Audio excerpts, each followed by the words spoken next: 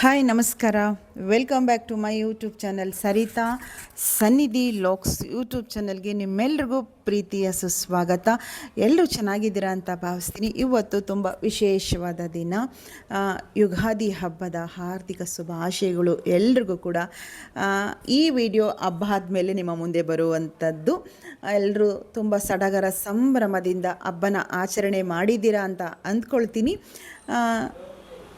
ಯುಗಾದಿ ಹಬ್ಬದ ಸ್ಪೆಷಲ್ ಅಂತ ಹೇಳಿದರೆ ಹೋಳಿಗೆ ಊಟ, ಜೊತೆಗೆ ನಮ್ಮ ಸಂಸ್ಕಾರಯುತವಾಗಿ ನಾವು ಅಂದ್ಕೊಳ್ಳುವಂಥದ್ದು ಬೇವು ಬೆಲ್ಲನ ಸ್ವೀಕಾರ ಮಾಡುವಂಥದ್ದು, ತಿನ್ನುವಂತಹ ಒಂದು ವಿಶೇಷವಾದ ಅರ್ಥಗರ್ಭಿತವಾದ ಒಂದು ಹಬ್ಬ ಅಂತ ಹೇಳಬಹುದು. ಇವತ್ತು ಸ್ಮಶಾನಕ್ಕೆ ನಮ್ಮ ಸಂಪ್ರದಾಯ, ನಮ್ಮ ಕಡೆ ಇರುವಂಥದ್ದು, ಓದಂಥವರ ಒಂದು ಸಮಾಧಿಯಲ್ಲಿಗೆ ಹೋಗಿ ಫಲಹಾರಗಳನ್ನ ಇಟ್ಟು ಪೂಜೆ ಮಾಡಿ ಬರುವಂತಹ ಪದ್ಧತಿ ಇರುವಂಥದ್ದು. ಸ್ಮಶಾನಕ್ಕೆ ಹೋಗಿ ಬಂದಮೇಲೆ ಏನಾಯಿತು ನನಗೆ ಅಂತ ನಿಮ್ಮ ಹತ್ರ ಹೇಳ್ಕೊಳ್ತೀನಿ. ಅದಕ್ಕೆ ಮುಂಚಿತವಾಗಿ ನನ್ನ ಹಬ್ಬದ ಇಂದಿನ ರಾತ್ರಿ ಒಂದಿಷ್ಟು ಕ್ಲಿಪ್ಪಿಂಗ್ಸ್ಗಳನ್ನ ತಗೊಂಡಿದ್ದೀನಿ. ಆ ವಿಡಿಯೋ ಹಬ್ಬದ ದಿನದ ವಿಡಿಯೋ, ನಮ್ಮ ಮನೆಯವರಿಗೆ ಪೂಜೆ ಸಲ್ಲಿಸೋದು ಬಂದಲ್ಲ ಅಲ್ಲಿವರೆಗೂ ಕೂಡ ವಿಡಿಯೋ ಹಾಕ್ತೀನಿ. ಇವಾಗ ತುಂಬ ಪುಟ್ಟ ವಿಡಿಯೋ ತೊಗೊಂಡಿದ್ದೀನಿ, ಲಾಂಗ್ ವಿಡಿಯೋಗಳು ತೊಗೊಂಡಿಲ್ಲ ನಾನು. ಆ ವಿಡಿಯೋನ ನೋಡಿಕೊಂಡು ವಾಪಸ್ ಬನ್ನಿ. ಏನಾಯಿತು ನನ್ನ ಕಣ್ಣುಗಳು ನೋಡಿದ್ರೆ ನಿಮ್ಗೆ ಅರ್ಥ ಆಗ್ತಾಯಿದೆ. ನಿನ್ನೆ ವಿಡಿಯೋದಲ್ಲಿದ್ದಂತೆ ಹಿಂದಿನ ವಿಡಿಯೋಗಳಲ್ಲಿದ್ದಂಥ ಲವಲವಿಕೆ ನನ್ನಲ್ಲಿ ನಿಮಗೆ ಕಾಣಿಸ್ತಾ ಇಲ್ಲ ಅಂದ್ಕೊಳ್ತೀನಿ. ನನಗಂತೂ ಆ ಫೀಲಿಂಗ್ ಇದೆ. ಆಯಿತಾ, ಏನಾಯಿತು ಅನ್ನೋದನ್ನು ನಿಮ್ಮ ಮುಂದೆ ತಿಳಿಸ್ತೀನಿ, ಹೇಳ್ಕೋಬೇಕು ಖಂಡಿತವಾಗ್ಲೂ ಸಹ.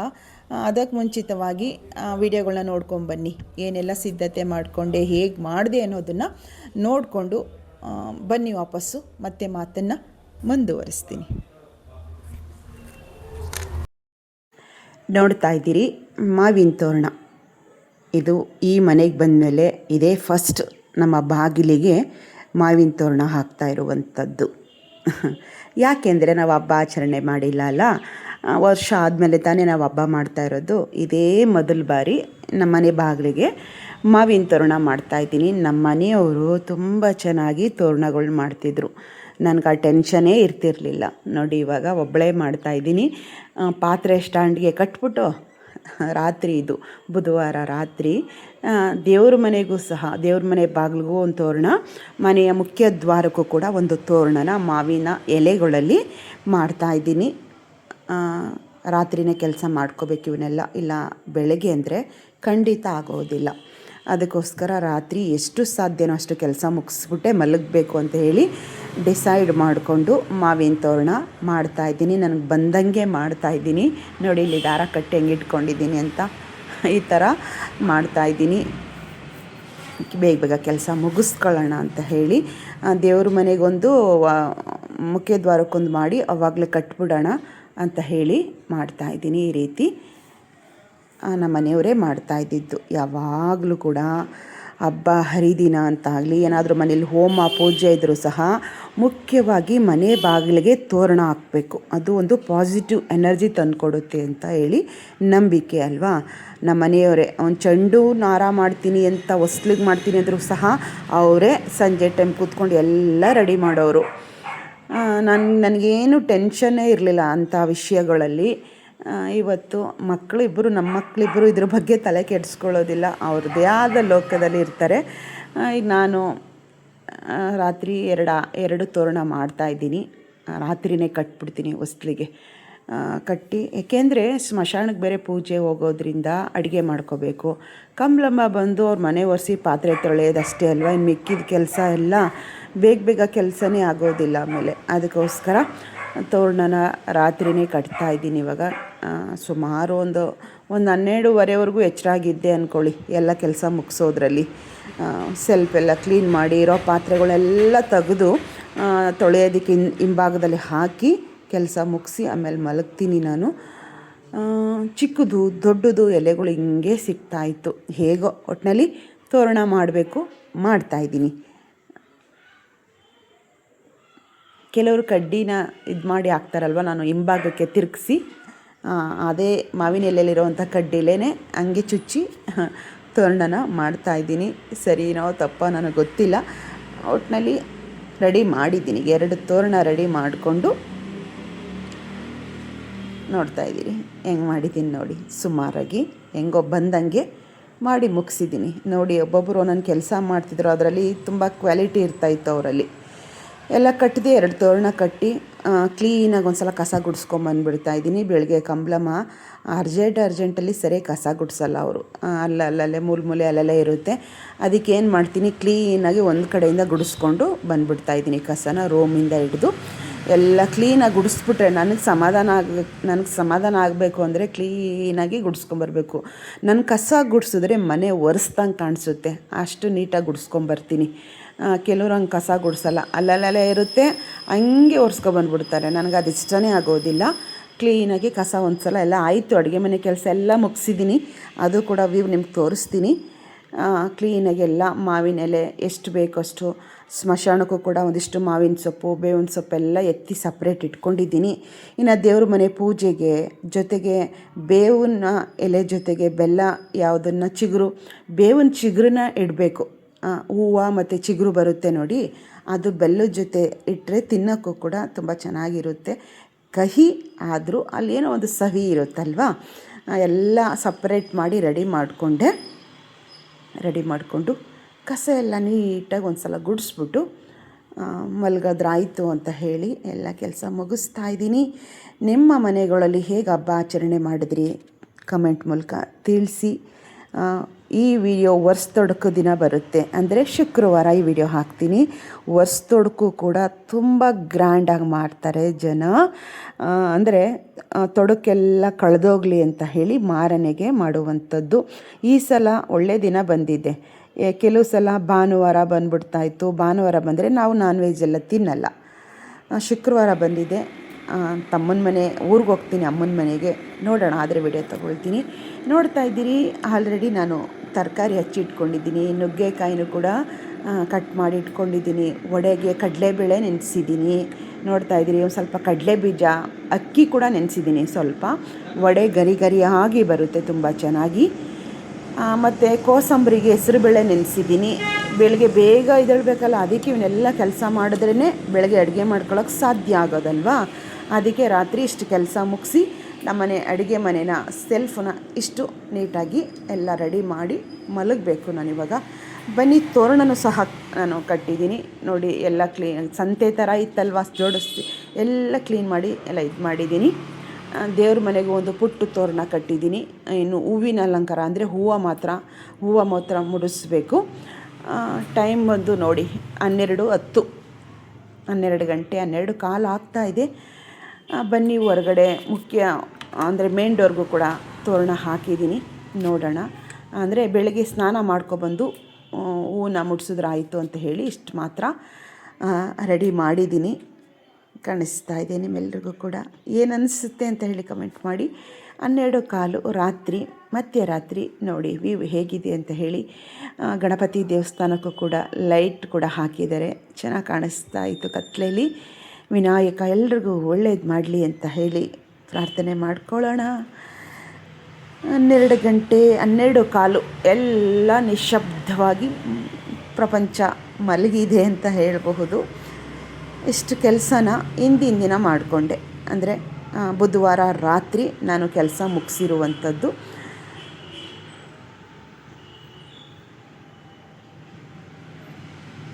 ಕೆಲಸ ಮುಗಿಸಿ ಅಲಾರಾಮ್ ಕೊಡ್ಕೊಂಡು ಮಲಗ್ತೀನಿ. ಬೇಗ ಎದ್ದು ಅಡುಗೆ ಕೆಲಸ ಮಾಡ್ಕೋಬೇಕಲ್ಲ. ತಿಂಡಿ ಏನೂ ಮಾಡ್ತಿಲ್ಲ, ಬೆಳಗ್ಗೆ ಅಡುಗೆನೇ ಮಾಡ್ಕೊಬಿಡ್ತೀನಿ ನಾನು. ದೇವ್ರ ನೈವೇದ್ಯಕ್ಕೂ ಕೂಡ ಬೇಕು, ಹಾಗೆ ಇನ್ನು ಸ್ಮಶಾನದಲ್ಲೂ ಕೂಡ ಎಡೆ ಇಡಬೇಕಲ್ವ. ಅದರಿಂದ ನೋಡಿ, ಇದೊಂದು ಸುಪ್ರೀತ್ ತಂದಿರೋದು. I am happy, I am healthy, I am strong, I am confident, I am successful. ಹೀಗೆ ಮನೆಯಲ್ಲಿ ಯಾವಾಗಲೂ ಈ ವೈಬ್ ಇರಲಿ ಅಂತ ಹೇಳಿ, ಈ ಪಾಸಿಟಿವ್ ವೈಬ್ ಯಾವಾಗಲೂ ಇದ್ದಾಗ ನಾವು ಯೂನಿವರ್ಸ್ಗೆ ನಾವು ಒಳ್ಳೆಯದನ್ನೇ ಹೇಳ್ತಾ ಇದ್ದೀವಿ ಅನ್ನುವಂತಹ ಅರ್ಥ ಬರುತ್ತೆ. ದೇವ್ರ ಮನೆಗೂ ಕೂಡ ಕಂಪಲ್ಸರಿ ಮಾವಿನ ತೋರಣ ಹಾಕಬೇಕು. ಯಲಗೂರು ಆಂಜನೇಯನ ಫೋಟೋ ನೋಡಿದ್ರಿ. ಯಲಗೂರು ಆಂಜನೇಯನ ಒಂದು ವ್ರತ ತುಂಬ ಬಾರಿ ನಾನು ಚಾನಲಲ್ಲಿ ಹೇಳಿದ್ದೆ. ಆ ವ್ರತ ಮಾಡಬೇಕು, ಮುಂದಿನ ದಿನದಲ್ಲಿ ಮಾಡ್ತೀನಿ, ನಿಮ್ಮ ಮುಂದೆ ಶೇರ್ ಮಾಡ್ಕೊಳ್ತೀನಿ. ಇಷ್ಟ ಆಯಿತು. ಇನ್ನು ಬೆಳಗ್ಗೆ ಎದ್ದೇಳೋಣ, ಎಷ್ಟು ಗಂಟೆಗೆ ಎದ್ದು ವಿಡಿಯೋ ಕಂಟಿನ್ಯೂ ಮಾಡ್ತೀನಿ, ನೋಡೋಣ ಬನ್ನಿ. ನೋಡ್ತಾ ಇದ್ದೀರಿ, ಇದು ಬೆಳಗ್ಗೆ ವಿಡಿಯೋನ ಹಾಕಿದ್ದೀನಿ. ಆಲ್ರೆಡಿ ಸಮಯ ಬಂದು ನಾನು ವಿಡಿಯೋ ಕ್ಯಾಪ್ಚರ್ ಮಾಡೋಕ್ಕಾಗಿಲ್ಲ ನಾನು ಎದ್ದಾಗ. ಈಗ 7 ಗಂಟೆ ಏನೋ ತಾಳೆ ನೋಡ್ತೀನಿ, 7:45, 7 ಗಂಟೆ 47 ನಿಮಿಷ. ಅಡುಗೆ ಎಲ್ಲ ಕಂಪ್ಲೀಟ್ ಮಾಡಿದ್ದೀನಿ. ಅಂದರೆ ನಾನು ಎದ್ದಿದ್ದು 3 ಗಂಟೆಗೆ ಅಲಾರ್ಮ್ ಕೊಟ್ಕೊಂಡಿದ್ದೆ. 3:30ಗೆ ಸ್ನಾನ ಮುಗಿಸ್ಕೊಂಡು ಬಂದೆ. ಈಗ 7:45 ಆಗಿದೆ. ಬೆಳಗ್ಗೆ ಹಬ್ಬದ ದಿನ, ಗುರುವಾರ. ಅಡುಗೆ ಎಲ್ಲ ಮುಗಿಸಿದ್ದೀನಿ. ದೇವ್ರ ಪೂಜೆ ಕೂಡ ಎಲ್ಲ ಮುಗಿಸಿದ್ದೀನಿ. ಈಗ ಸ್ಮಶಾನಕ್ಕೆ ಹೋಗೋಕ್ಕೆಲ್ಲ ಬ್ಯಾಗ್ಗೆ ಏನೆಲ್ಲ ಐಟಮ್ಸ್ ತೊಗೋಬೇಕು ಎಲ್ಲ ಇಟ್ಕೊಳ್ತೀನಿ. ಬನ್ನಿ ಏನೆಲ್ಲ ಮಾಡಿದ್ದೀನಿ ಅಡುಗೆನ, ಹಾಗೆ ಒಂದು ವ್ಯೂನ ತೋರಿಸ್ತೀನಿ ನೋಡಿ. ಮಸಾಲ ವಡೆ ಎಷ್ಟು ಗರಿಗರಿಯಾಗಿ ಬಂದಿತ್ತು ಅಂದರೆ ಟೇಸ್ಟು ಕೂಡ ಸೂಪರಾಗಿತ್ತು. ಕೋಸಂಬರಿಗೆಲ್ಲ ರೆಡಿ ಮಾಡಿಟ್ಟಿದ್ದೀನಿ. ಸೌತೆಕಾಯಿ, ಕ್ಯಾರೆಟ್ ತುರಿ ಮತ್ತು ಹಸಿ ತೆಂಗಿನಕಾಯಿ ತುರಿ ಎಲ್ಲ ರೆಡಿ ಮಾಡಿಟ್ಟಿದ್ದೀನಿ. ಇನ್ನೂ ಸ್ವಲ್ಪ ವಡೆ ಇಟ್ಟಿದೆ, ಇದನ್ನು ಫ್ರಿಜ್ಗೆ ಇಟ್ಬಿಡ್ತೀನಿ ಇವಾಗ. ಆಮೇಲೆ ಹಾಕ್ಕೊಳ್ಳೋಣ ಬೇಕಾದಾಗ, ಬಿಸಿ ತಿನ್ನಬಹುದು ಅಂತ ಹೇಳಿ. ಬೇವು ಬೆಲ್ಲಕ್ಕೂ ಕೂಡ ರೆಡಿ ಮಾಡಿದ್ದೀನಿ. ಹೋಳಿಗೆ ಕೂಡ ರೆಡಿ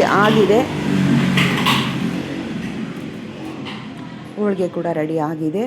ಇಲ್ಲಿ ಬಂದು ಕಾಳು ಗೊಜ್ಜು ಮಾಡಿದ್ದೀನಿ. ಆಲೂಗೆಡ್ಡೆ ಮತ್ತು ಕಡಲೆಕಾಳು, ಟೊಮೊಟೊ ಇಷ್ಟು ಮಾತ್ರ ಬಳಸಿದ್ದೀನಿ.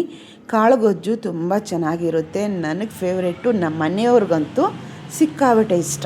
ಅದಕ್ಕೋಸ್ಕರ ಸ್ವಲ್ಪ ಮಾಡಿದ್ದೀನಿ. ಮಾರನೆಗೆ ಇನ್ನು ಒರೆಸ್ತೊಡ್ಕಿದೆಯಲ್ವ, ಜಾಸ್ತಿ ಮಾಡಿದರೆ ಎಲ್ಲ ಮಿಕ್ಕೊಳ್ಳುತ್ತೆ ಅಂದ್ಬಿಟ್ಟು ಎಲ್ಲನೂ ಕಡಿಮೆನೇ ಮಾಡ್ಕೊಂಡಿದ್ದೀನಿ. ಮತ್ತು ಇನ್ನೇನು ಮಾಡಿದ್ದೀನಿ ಬನ್ನಿ ತೋರಿಸ್ತೀನಿ ಹಾಗೇನೆ. ಹಾಗೆ ಬೀನ್ಸು ಮತ್ತು ಕ್ಯಾರೆಟು ಪಲ್ಯ ಮಾಡಿದ್ದೀನಿ. ಬೀನ್ಸು ಕ್ಯಾರೆಟು ಪಲ್ಯ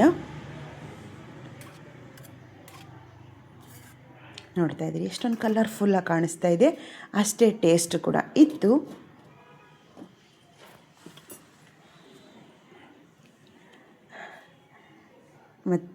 ಮತ್ತು ಪುಳಿಯೋಗರೆ ಕಲಸಿಟ್ಟಿದ್ದೀನಿ. ಚಿತ್ರಾನ್ನ ಮಾಡಬೇಕು ಅಂತಲೇ ಆಸೆ ಪಟ್ಟಿದ್ದು, ಆದರೆ ಪುಳಿಯೋಗರೆನೇ ಮಾಡೋ ಥರ ಆಯಿತು. ಪುಳಿಯೋಗರೆ ರೆಡಿ ಇದೆ. ಮತ್ತು ನುಗ್ಗೆಕಾಯಿ ಬೇಳೆ ಸಾಂಬಾರು ಮಾಡಿದೆ. ಹಬ್ಬ ಅಂದರೆ ಜಾಸ್ತಿ ನುಗ್ಗೆಕಾಯಿ ಬೇಳೆ ಸಾರು ಜಾಸ್ತಿ ಮಾಡೋದಲ್ವಾ. ಬನ್ನಿ, ಸಾಂಬಾರು ಕೂಡ ಆಗಿದೆ. ವೈಟ್ ರೈಸು ಪುಳಿಯೋಗರೆ ಒಟ್ಟಿಗೆ ಇಟ್ಟಿದ್ನಲ್ಲ, ವೈಟ್ ರೈಸ್ ಎಲ್ಲ ರೆಡಿ ಇದೆ. ನೋಡ್ತಾ ಇದ್ದೀರಿ, ನುಗ್ಗೆಕಾಯಿ ಬೇಳೆ ಸಾಂಬಾರು ಬಿಸಿ ಇದೆ. ಈಗ ಸ್ಮಶಾನಕ್ಕೆ ಹೋಗೋಕ್ಕೆಲ್ಲ ಜೋಡಿಸ್ಕೊಳ್ತೀನಿ. ಹೋಗಿ ಬಂದು ಅಂದರೆ ಪೂಜೆ ಮುಗಿಸ್ತೀನಿ ಮನೆ ದೇವ್ರ ಪೂಜೆ ಮುಗಿಸಿ ನಂತರ ಸ್ಮಶಾನಕ್ಕೆ ಹೋಗಿ ಪೂಜೆ ಎಲ್ಲ ಮುಗಿಸ್ಕೊಂಡು ಬಂದು ಆಮೇಲೆ ಊಟ ಮಾಡ್ತೀನಿ. ಮಕ್ಕಳು ನಾವೆಲ್ಲ ಊಟ ಮಾಡ್ತೀವಿ. ಘಮ ಅಂತಾಯಿತು. ನುಗ್ಗೆಕಾಯಿ ಸಾಂಬಾರು ಸಿಕ್ಕಾಬಟ್ಟೆ ಅಂತ ಸ್ಮೆಲ್ ಬರ್ತಿತ್ತು. ತುಪ್ಪ ಕೂಡ ಇಟ್ಕೊಂಡಿದ್ದೀನಿ. ಮಕ್ಕಳಿಗೆ ಹೋಳಿಗೆಗೆ ತುಪ್ಪ ಇಷ್ಟ, ಅವ್ರಿಗೆ ತುಪ್ಪ ಹಾಕ್ಕೊಡ್ಬೇಕು ಅಂತ ಇಟ್ಕೊಂಡಿದ್ದೀನಿ. ಇಷ್ಟ ಆಗಿದೆ ನಮ್ಮನೆ ಕೆಲಸ. 8 ಗಂಟೆ ಅಷ್ಟರಲ್ಲಿ ಅಡುಗೆ ಪೂರ್ತಿ ಕೆಲಸ ಮುಗಿಸ್ದೆ. ಅಡುಗೆ ಕೆಲಸ ಮುಗಿಸಿ ಆಮೇಲೆ ದೇವ್ರ ಮನೆಗೆ ಹೋಗಿ ಪೂಜೆ ಎಲ್ಲ ಮುಗಿಸಿ ಬೇವು ಬೆಲ್ಲ ತಗೊಳ್ಳೋಣ ಅಂತ ಹೇಳಿ ದೇವ್ರಿಗೂ ಕೂಡ ನೈವೇದ್ಯ ಇಟ್ಟು ಪ್ರಾರ್ಥನೆ, ಒಂದು ಸಂಕಲ್ಪದೊಂದಿಗೆ ಪೂಜೆನ ತುಂಬ ಸಿಂಪಲ್ಲಾಗಿ ಮಾಡ್ಕೊಂಡಿದ್ದೀನಿ. ದೇವ್ರ ಮನೆಯಲ್ಲೂ ಕೂಡ ಎಡೆ ಇಟ್ಟಿದ್ದೀನಿ, ನೈವೇದ್ಯ ಇಟ್ಟಿದ್ದೀನಿ. ಭಗವಂತನ ಅನುಗ್ರಹ ಖಂಡಿತ ಬೇಕು. ನಮ್ಮ ಮನೆಯ ದೇವರು 7 ಕೋಟಿ ಒಡೆಯ, ಭಂಡಾರದ ಒಡೆಯ ಅಂತೀವಿ, ಮೈಲಾರ ಲಿಂಗೇಶ್ವರನ ಅನುಗ್ರಹ. ಹಾಗೆ ಗುರುವಾರ ನನ್ನ ನೆಚ್ಚಿನ ನನ್ನ ಅಂತರಂಗ ದೈವ ರಾಯರ ಪರಿಪೂರ್ಣವಾದ ಅನುಗ್ರಹ ನಮ್ಮ ಮೇಲೆ ಇರಲಿ ಅಂತ ಹೇಳಿ ಬೇಡಿಕೊಂಡು ಇದು ಸ್ಮಶಾನಕ್ಕೆ ತೊಗೊಂಡೋಗೋದಕ್ಕೆ ಬ್ಯಾಗ್ಗೆ ಎಲ್ಲ ಇಟ್ಕೊಂಡಿದ್ದೀನಿ. ಐಟಮ್ಸ್ ಎಲ್ಲ ಇಟ್ಕೊಂಡು ಹೋದ್ವಿ.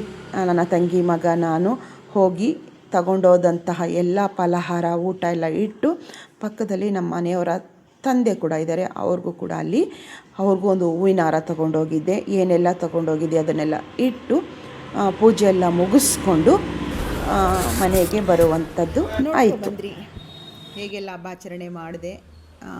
3 ಗಂಟೆಗೆ ನಾನು ಎದ್ದಿದ್ದು, ಮಲಗಿದ್ದು ಕೂಡ 12:30. ಹಿಂದಿನ ದಿನ ಅಂದರೆ ಬುಧವಾರ ನೈಟು ಕೂಡ ಅಷ್ಟೊಂದೆಲ್ಲ ಕೆಲಸ ಮುಗಿಸೇ ಮಲಗಿದ್ದು. ಇಲ್ಲಾಂದರೆ ಬೆಳಗ್ಗೆ ಒಬ್ಬಳೇ ಆಗಿರೋದ್ರಿಂದ ಎಲ್ಲ ಮಾಡ್ಕೊಳ್ಳೋದಕ್ಕಾಗಲ್ಲ. ದೇವ್ರ ಮನೆ ಕೆಲಸ ಮಾಡ್ಕೋಬೇಕು, ಅಡುಗೆ ಕೆಲಸ ಮಾಡ್ಕೋಬೇಕು, ಸ್ಮಶಾನಕ್ಕೂ ಕೂಡ ಬೇಗ ಹೋಗಬೇಕು ಅಂದರೆ ಒಬ್ಬಳ ಕೈಲಿ ಆಗಲ್ಲ ಅಂತ ಹೇಳಿ ರಾತ್ರಿನೇ ಅಷ್ಟೆಲ್ಲ ಕೆಲಸ ಮುಗಿಸ್ಕೊಂಡೆ. ನೋಡಿದ್ರಿ ಆ, ನಮ್ಮ ಮನೆಯವರು ಒಟ್ಟಿಗೆ ಹಬ್ಬ ಮಾಡ್ತಿದ್ದ ರೀತಿ ಬೇರೆ ಥರ ಇತ್ತು.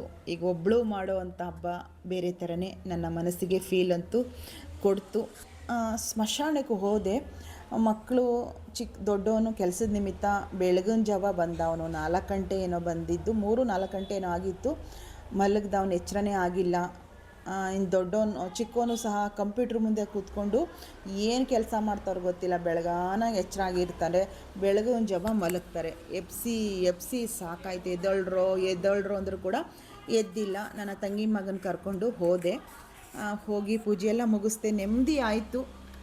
ಎಲ್ಲರೂ ಫಲಹಾರಗಳನ್ನ ಇಡ್ತಾರೆ. ಹೋಳಿಗೆ ಜೊತೆಗೆ ಒಬ್ಬಟ್ಟು ಮಾಡ್ತಾರಲ್ವ, ಅದ್ರ ಜೊತೆಗೆ ಫಲಹಾರಗಳನ್ನ ಇಡುವಂಥ ಪದ್ಧತಿ.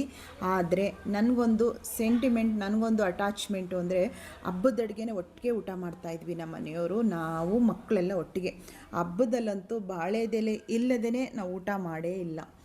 ಬಾಳೆದೆಲೆ ಸಿಕ್ಕಿಲ್ಲ ಅಂದರೆ ಊರೆಲ್ಲ ಹುಡುಕ್ಸಿವೆ ನಮ್ಮ ಮನೆಯವ್ರ ಕೈಲಿ, ತಗೊಂಡೇ ಬರಬೇಕು ನೀವು ಅಂತ ಹೇಳಿ. ಅದರಿಂದ ನಾನು ಅಡುಗೆನೇ ಮಾಡ್ಕೊಂಡು ತೊಗೊಂಡೋದೆ. ಪುಳಿಯೋಗರೆ ನೋಡಿದ್ರಲ್ಲ, ಪುಳಿಯೋಗರೆ, ಕೋಸಂಬರಿ, ಪಲ್ಯಗಳು, ಕಾಳುಗೊಜ್ಜು, ಒಬ್ಬಟ್ಟು, ನುಗ್ಗೆಕಾಯಿ ಸಾಂಬಾರು, ವೈಟ್ ರೈಸು ಎಲ್ಲನೂ ಮಾಡಿಕೊಂಡು ತೊಗೊಂಡು ಹೋಗಿ ನಾನು ನೈವೇದ್ಯ ಅಂದರೆ ಅವ್ರಿಗೆ ಎಡೆ ಇಟ್ಟು ನಾನು ಪೂಜೆ ಮಾಡ್ಕೊಂಡು ಬಂದೆ. ತುಂಬಾ ಮನಸ್ಸಿಗೆ ತುಂಬ ಭಾರವಾದ ಮನಸ್ಸಿನಿಂದಲೇ ಮಾಡಿದ್ದೀನಿ, ಇಲ್ಲ ಅಂತ ಹೇಳಲ್ಲ. ಇಷ್ಟು ಬೇಗ ಈ ಥರ ಎಲ್ಲ ನಾನು ಮಾಡೋ ಯೋಗ ತಗೊಬಂದ್ಬಿಟ್ಟಿದ್ದೀನಲ್ಲ ಅಂತ ಹೇಳಿ ಅನಿಸಿದ್ದು ನಿಜ. ಆದರೆ ಅಲ್ಲಿಂದ ಬಂದ ಮೇಲೆ ಯಾಕೆ ಅಂತ ಗೊತ್ತಿಲ್ಲ, ಸಿಕ್ಕಾಬಟ್ಟೆ ಮಂಕಾದೆ ನಾನು. ಪೂರ್ತಿ ಕಣ್ಣು ಬಿಡೋಕ್ಕೆ ಆಗ್ತಾಯಿಲ್ಲ ನನಗೆ. ಯಾವತ್ತೂ ಹಿಂಗಾಗಿರಲಿಲ್ಲ, ಯಾವತ್ತೂ ಈ ಥರ ಆಗಿರಲಿಲ್ಲ. ಇವಾಗಲೂ ಸಹ ಮಕ್ಳಿಗೆ ಊಟ ಕೊಟ್ಟು ಮಲಗಿಬಿಡ್ಬೇಕು, ನನಗೆ ಆಗ್ತಾಯಿಲ್ಲ ಅನ್ನಿಸ್ತಾ ಇದೆ. ನನ್ನ ಕಣ್ಣುಗಳು ನೋಡಿದ್ರೆ ನಿಮ್ಗೆ ಗೊತ್ತಾಗ್ತಾ ಇದೆ. ಸ್ಮಶಾನದಿಂದ ಬಂದು ಅಡುಗೆ ಕೆಲಸ ಎಲ್ಲ ಮುಗ್ದಿದ್ದರಿಂದ ಎಲ್ಲ ಕೆಲಸನೂ ಮುಗ್ದಿತ್ತು. ಅದರಿಂದ ಏನೂ ಕೆಲಸ ಇರಲಿಲ್ಲ, ಮಕ್ಳಿಗೆ ಊಟ ಕೊಡೋದಷ್ಟೇ ಬಾಕಿ ಇತ್ತು. 1 ಅವರ್ ಹತ್ತತ್ರ 2 ಅವರ್ ನಾನು ಮಲಗಿದ್ರೂ ಸಹ ನನಗೆ ಎದ್ದೇಳೋಕ್ಕಾಗ್ತಾಯಿಲ್ಲ, ಕಣ್ಣೇ ಬಿಡೋಕ್ಕಾಗ್ತಾಯಿಲ್ಲ. ಯಾಕೆ ಹಿಂಗಾಯಿತು ಅನ್ನೋದು ನನಗೆ ಈಗಲೂ ಗೊತ್ತಾಗ್ತಿಲ್ಲ. ಅನ್ನಿಸ್ತಾ ಇದೆ. ಎಷ್ಟೋ ಬಾರಿ ನಮ್ಮ ಮನೆಯವ್ರು ಹೋದ್ಮೇಲೆ ನೀವು ನಂಬಲ್ಲ, ನಮ್ಮ ಮನೆಯವ್ರು ಹೋಗಿ 1 ತಿಂಗಳಿಗೆ ಒಬ್ಬಳೇ ಹೊಂಟೋಗ್ಬಿಟ್ಟಿದೆ ಸ್ಮಶಾನಕ್ಕೆ ಹೋಗಿ. ಮಧ್ಯಾಹ್ನ ಹೋಗಿ ಬಡ್ಕೊಂಡು ಚೆಚ್ಕೊಂಡು ಒದ್ದಾಡ್ಬಿಟ್ಟೆಲ್ಲ ಬಂದಿದ್ದೀನಿ. ಆವಾಗ ಏನು ಈ ಥರ ಯಾವುದೇ ನನಗೆ ಮಂಕು ಇದು ಯಾವ ಥರನೂ ಇರಲಿಲ್ಲ. ಇವತ್ತು ಯಾಕೆ ಹಿಂಗಾಯಿತು ಅಂತ ನನಗೆ ಗೊತ್ತಿಲ್ಲ, ಯಾವ ಕೆಟ್ಟ ದೃಷ್ಟಿನ ನನಗೆ ಗೊತ್ತಿಲ್ಲ. ಕೆಲವು ನೆಗೆಟಿವ್ ಎನರ್ಜಿ ಅಂತೂ ಖಂಡಿತ ಇರುತ್ತೆ. ಸ್ಮಶಾನ ಪರಮೇಶ್ವರ ನೆಲೆಸಿರ್ತಾರೆ ಅಂತ ನಾವು ನಂಬ್ತೀವಿ, ಹೌದು ಅಂತೀವಿ. ಆದರೂ ಕೂಡ ಕೆಲವು ಕ್ಷಣಗಳಲ್ಲಿ ಅತೃಪ್ತ ಆತ್ಮಗಳು ಕೂಡ ಇರುತ್ತೆ. ಅದು ನಮ್ಮ ದೈವಶಕ್ತಿ, ನಮ್ಮಲ್ಲಿರುವಂಥ ಒಂದು ವಿಲ್ ಪವರು, ನಮ್ಮಲ್ಲಿರುವಂಥ ಒಂದು ಧೈರ್ಯಕ್ಕೆ ಅವು ಏನೂ ಮಾಡೋಕ್ಕಾಗಲ್ಲ ನಮ್ಮನ್ನು, ಆಯಿತಾ. ಆದರೆ 1% ಆದರೂ ಸಹ ನಮ್ಮನ್ನು ಮಂಕ್ ಮಾಡಬಹುದು. ಏಕೆಂದರೆ ನಾವು ಧೈರ್ಯವಾಗಿದ್ದು ಭಗವಂತನ ಅನುಗ್ರಹದಿಂದ, ಕೆಲವರು ದೈವಶಕ್ತಿ ಇರುತ್ತೆ ಕೆಲವ್ರಿಗೆ, ಅಂದರೆ ಏನೋ ಒಂದು ಶಕ್ತಿ ಭಗವಂತ ಕೊಟ್ಟಿರ್ತಾರೆ. ಹಂಗಿದ್ದಾಗಲೂ ಕೂಡ ನೋಡಿ, ಬಂದಾಗಿಂದ ಪೂಜೆ ಎಲ್ಲ ಮುಗಿಸ್ಕೊಂಡು ಬರ್ತೀನಿ, ಏನು ಮಾಡಿದ್ರೂ ನನ್ನ ಕೈಲಿ ಆಗ್ತಾನೇ ಇರಲಿಲ್ಲ. ಮಧ್ಯಾಹ್ನ ಅಂತೂ ಸಿಕ್ಕಾಬಟ್ಟೆ ಕಷ್ಟಪಟ್ಟಿದ್ದೀನಿ ನಾನು.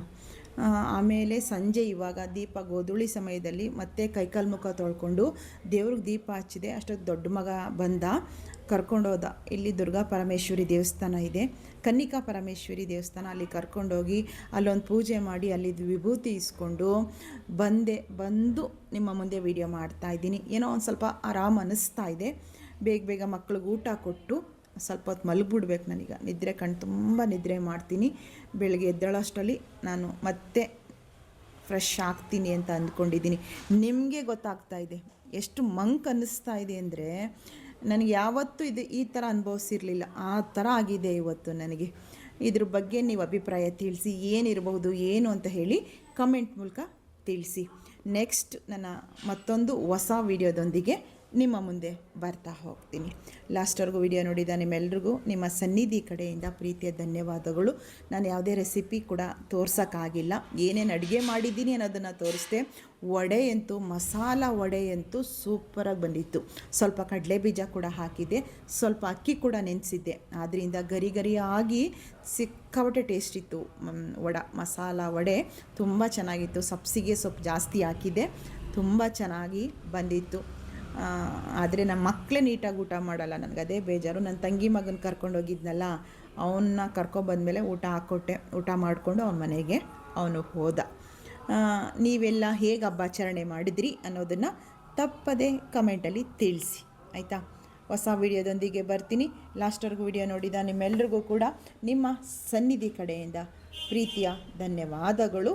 ಮತ್ತೆ ಸಿಗ್ತೀನಿ. ನಮಸ್ಕಾರ.